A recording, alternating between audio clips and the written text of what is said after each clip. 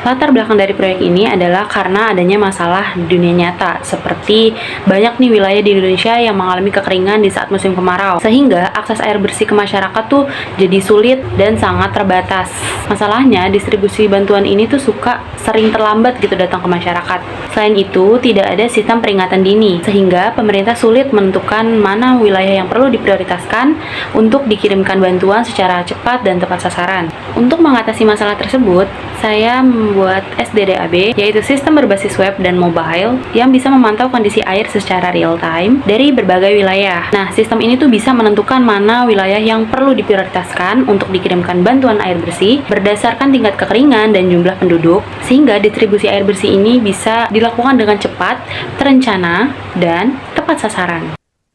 Oke, jadi ini adalah tampilan web atau aplikasi yang saya buat bernama SDDAB, Sistem Distribusi Darurat Air Bersih. Oke, pada halaman dashboard ini terdapat ringkasan distribusi ya, terkait total wilayah, total penduduk, dan lain-lain. Oke, di sini fitur utama yang saya buat yaitu ada menambahkan data. Jadi kita di sini bisa menambahkan wilayah yang mungkin terdampak kekeringan air. Di sini misalkan kita buat Cililitan, kecamatan, terus juga jumlah penduduk, ada kebutuhan air, dan ada tingkat prioritas. Misalkan di sini kita medium aja.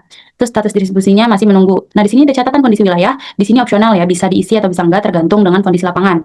Lanjutnya kita simpan data dan kita akan diarahkan ke daftar distribusi air. Ini yang sudah kita isi.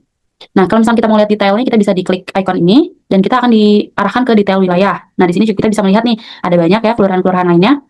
Terus juga kalau misalkan kita mau, misalkan ada data yang mungkin kita salah input ya, misalkan penduduknya harusnya berapa, jadinya berapa, kita bisa klik icon delete ini, tong sampah, kita hapus, otomatis datanya akan terhapus. Nah, di sini juga kita bisa memfilter daftar distribusi wilayahnya. Misalkan kita mau, di sini misalkan kita mau cari nama wilayah juga bisa, misalkan Kelurahan Tegal. Nah, di sini otomatis ada. Dan kalau kita mau ngelihat sesuai prioritas, misalkan kita mau ngelihat semua prioritas yang high. Nah, di sini ada. Dan di sini kalau misalkan kita mau tergantung status, misalkan sudah tersalurkan. Nah, ini ada nih beberapa wilayah yang sudah tersalurkan.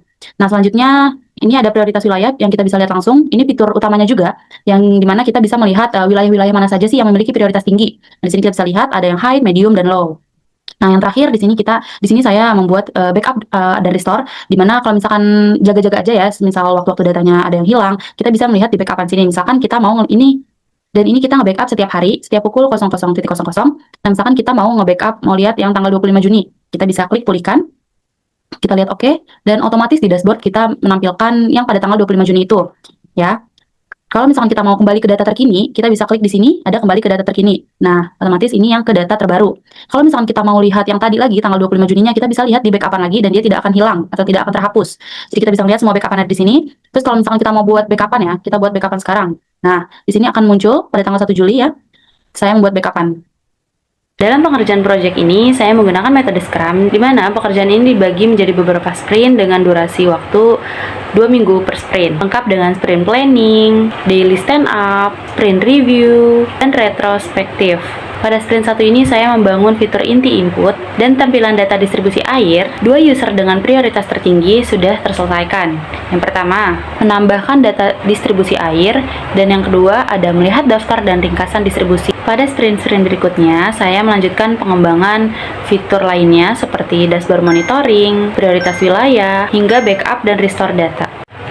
Selama pengerjaan proyek ini, hal yang berjalan dengan baik menurut saya adalah setiap tahapan bisa diselesaikan sesuai dengan perencanaan di project charter saya. Nah, pembagian tim juga cukup jelas, dan penggunaan metode Scrum ini sangat membantu ya, sehingga pekerjaan tuh jadi lebih terarah gitu ya. Karena kan dibagi per sprint ya. Hasil akhirnya, prototipe SDDAB ini berhasil dibuat lengkap dengan fitur-fitur utamanya. Namun ada juga hal yang perlu diperbaiki ke depannya, yaitu perencanaan waktu tuh perlu dibuat lebih rinci lagi supaya tidak terjadi banyak revisi di akhir pengerjaan. Dan yang paling penting, mungkin saya akan lebih disiplin waktu untuk pengerjaan proyek seperti ini supaya tidak mengerjakan proyek atau merevisi proyek mendekati deadline-nya.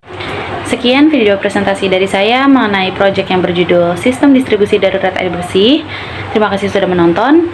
Kurang lebihnya mohon maaf. Wassalamualaikum warahmatullahi wabarakatuh.